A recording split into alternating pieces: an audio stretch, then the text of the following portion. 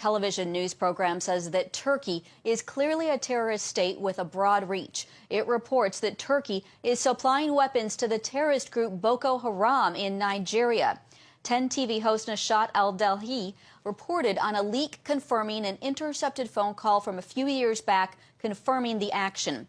He reported in part, today's leak confirms without a doubt that Erdogan, his state, his government, and his party are transferring weapons from Turkey to, this is a shock, to where you may ask, to Nigeria. And to whom?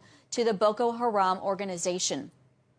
Well, Raymond Ibrahim, a journalism fellow at the David Horowitz Freedom Center and an expert on the Middle East and Islam, joins us now with more on this. Welcome, Raymond. Hello, Heather. Are you surprised by this report? What's your take on it?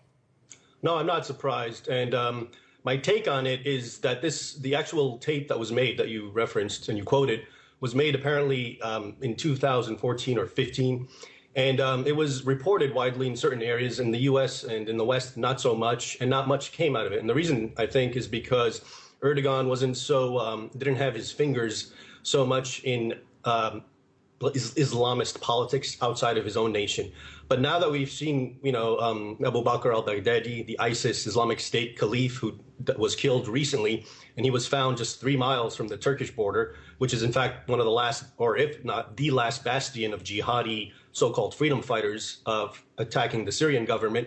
It's brought it up again, the fact that everyone is saying, well, look, he's supporting ISIS. So now we're remembering, and that was, I think, the point of the Egyptian show, where we're bringing back to see that there's some continuity here. It's not just right next door to Syria, to Turkey, meaning Syria. He's involved with some of the absolute worst Islamic terror groups. Remember, Boko Haram, which its name loosely means Western education is forbidden, haram, was basically doing what ISIS is notorious for years before ISIS. So the whole, head chopping, crucifying, massacres, enslaving women and children, burning people alive, Boko Haram was doing that.